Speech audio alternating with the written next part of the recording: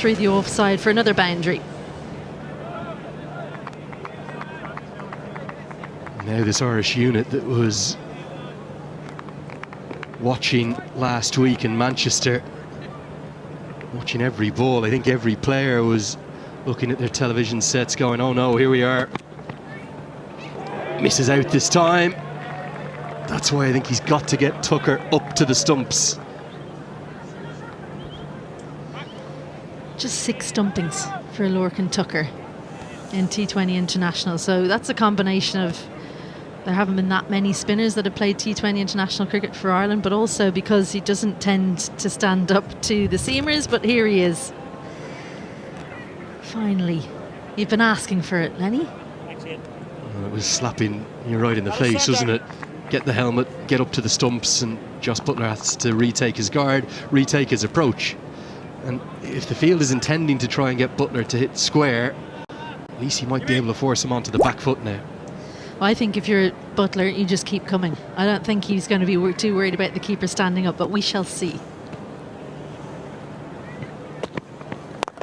Goes deep in the crease and goes over the head of mid-off. Outstanding batting. Batting of the highest quality. The 4th boundary of the over. That dot was just a little bit of respite. Just about over one of the tallest cricketers on the field today, Harry Tector. He thought for a second maybe the contact wasn't good, but it was good enough for another 4. In Ireland, being frank, they look at 6s and 7s out there. Not quite sure where to turn. Barry McCarthy's trying to give his suggestions to Graham Hume. So the long on-fielder will come all the way round 40, 50 yards to deep mid-wicket. The man at deep backward square will come even finer. Got to bowl into the pitch here. Instead, Butler, well, he just dismisses him. There's almost a hint of arrogance in that swagger as the 50 comes up. 22 runs from the over. It's 52 for none.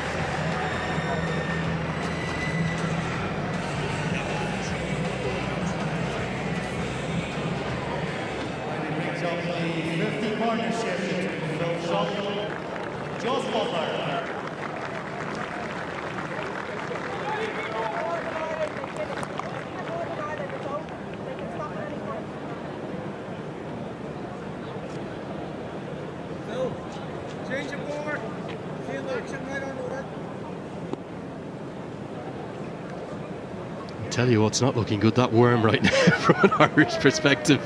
If it keeps wriggling in the same direction, this game will be over before you even blink and miss it.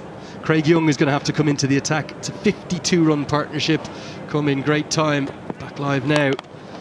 Well, it's cannon fodder at the moment. Just 1 bounce, 4 more. Ireland's bowlers are being dispatched around North Dublin right now. Yeah, 2 full, a little bit wide as well, just meant the back could come right across. And Craig Young, welcome back to international cricket after your layoff. It's 4 for his delivery. Only twice in men's, like 3 times in men's T20 international history has a side made more than 100 in the 6-over power play. England did that last week against South Africa. Not quite enough to catch the Travis Head and Mitchell Marsh effort against Scotland in Edinburgh last year. But right now, well, we're only a fraction halfway through the power play. Past that, already 56 on the board. And the runs just keep coming. George Dockrell might have got a half a hand on this, but not enough to stop it from racing for 4 more.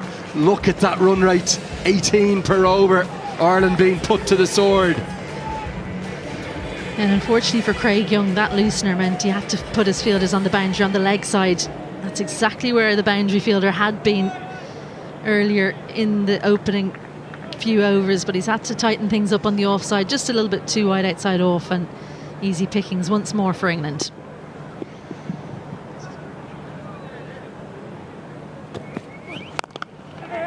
Better length. All of a sudden a single is a good result for Ireland. You think about that 100-run power play against South Africa. Think of the seamers figures that day. The likes of Marco Jansen,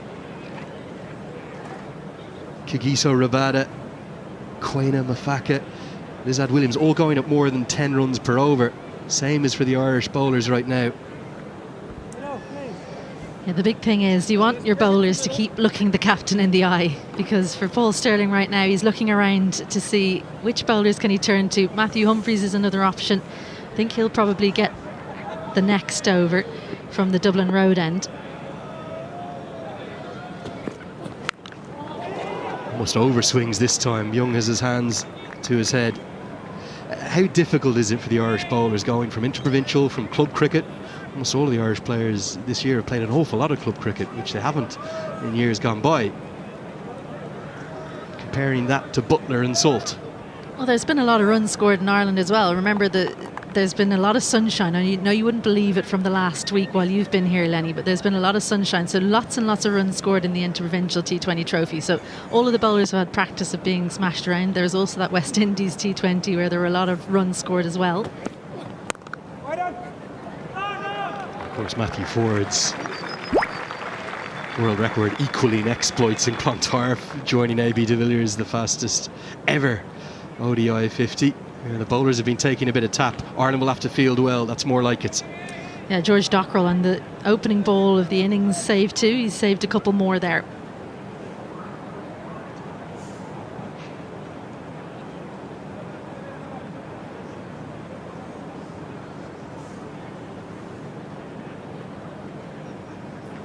Just have a look at that wasp there, 67%.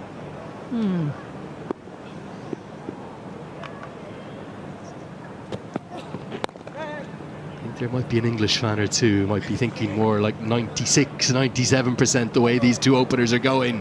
It's 63 for none. Only thing that will change that for Ireland is wickets. They desperately need them.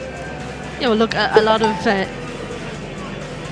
is put on runs on the board, and you can see that from that wasp, can't you? 67% with the way England are going, 63 without loss and just 4 overs.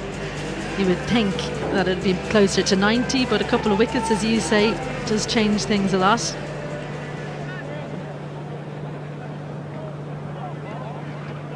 Plenty have come across the Irish Sea, some just for the day, some for the whole week. Great to have Barney Army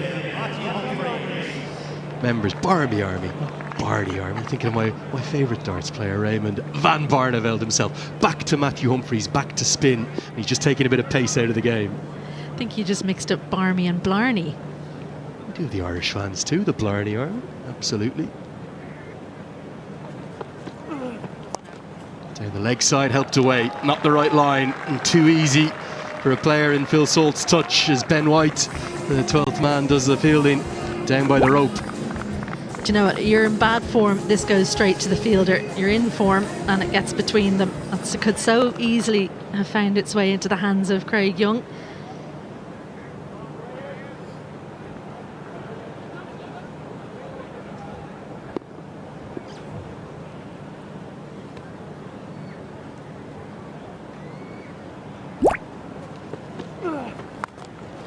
It's a free hit, and Salt plunders it for 6 more.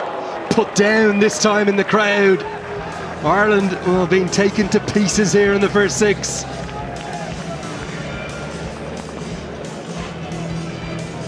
Hopefully get another chance in the crowd, but Matthew Humphreys has to watch this sail over the rope. Must be nice to be that strong to know that no matter where you hit it, it's going to go over the rope.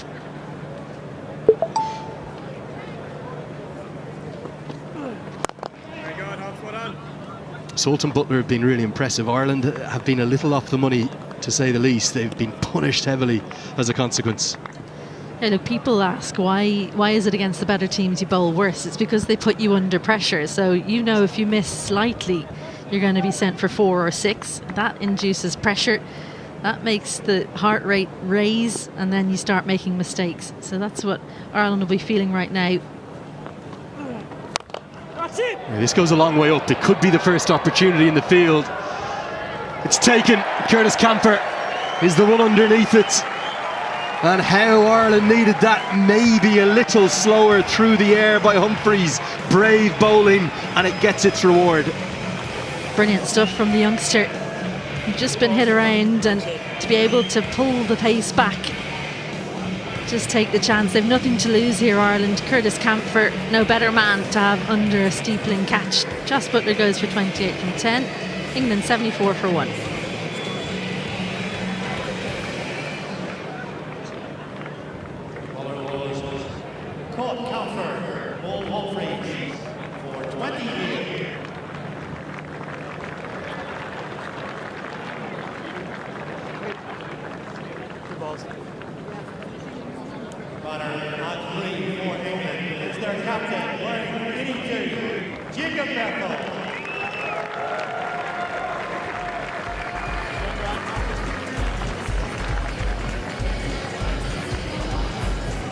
What a special day for this young man.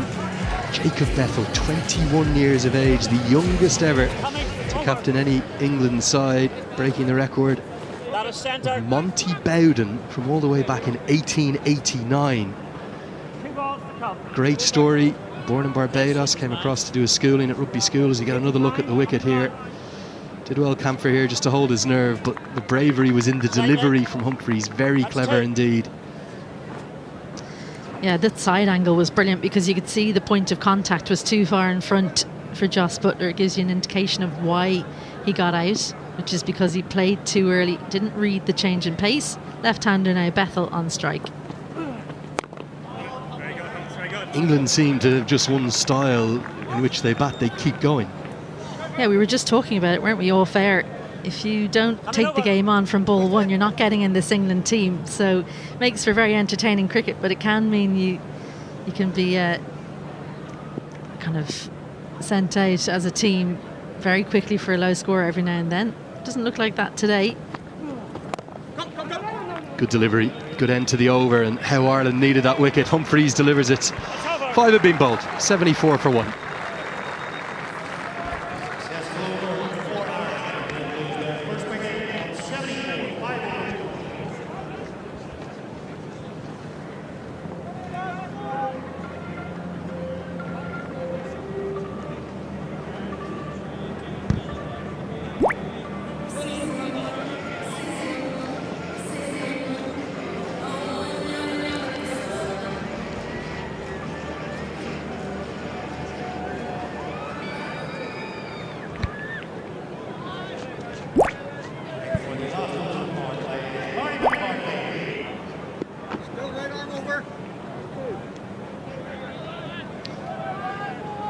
Thank you, Andrew Leonard. Isabel Joyce. Barry McCarthy makes his way back into the attack to bowl his second over. His first went for 19. He's bowling to full salt, 5 away from his half-century. Strikes it firmly, but will only get the single. Tector very quickly to his left. Alan Wilkins alongside, and Ireland batted in very accomplished fashion, hit 25 boundaries in their entire 20 overs. England have hit 14 boundaries in their opening 5.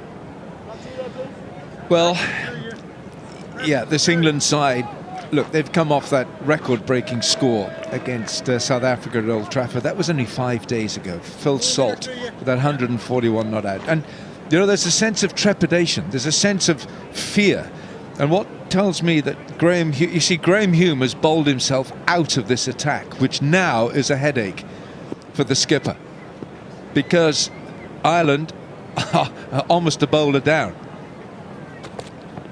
Because you don't want to go back. That's going to be 4, isn't it? I think it is. It's just off the thick outside edge. Bethell off the mark with a boundary. Ultra competitive Barry McCarthy. And this will hurt. Barry McCarthy feels it personally. So competitive he is.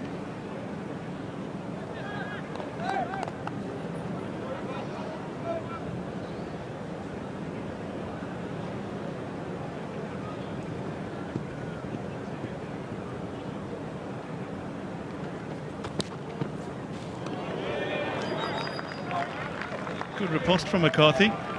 But I just felt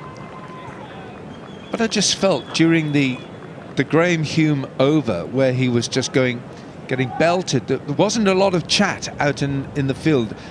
I would have liked to have seen someone standing alongside Graham Hume at the end of his mark saying, listen, think about your next delivery. Slow it down. Do something to change the rhythm. Salt likes rhythm. So does Butler. They like rhythm to their batting. So stop that rhythm. Hitting the deck hard here is McCarthy. You know what it's like. You know, you as a bowler, you've got the ball in your hands. So, you know, the umpire can say, come on, we're ready here, and you can just take your time, and then you get into the head of the batter. But nobody made any attempt. It was as if Phil Salt was the conductor and he was conducting the band. And they should have stopped that. There should have been some tactic where Graham Hume thought about his next delivery, and it was a very, very poor over.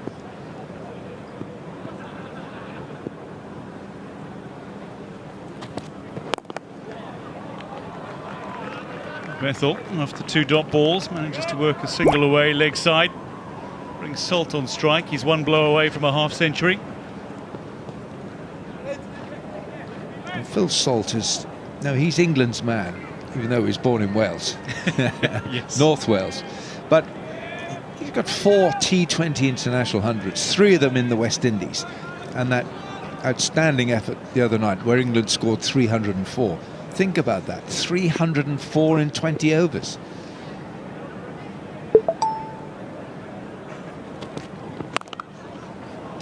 Hit hard, and that'll beat the fielders. Salt will go to his 50 in style. Another boundary, 6 overs done, the power play is complete.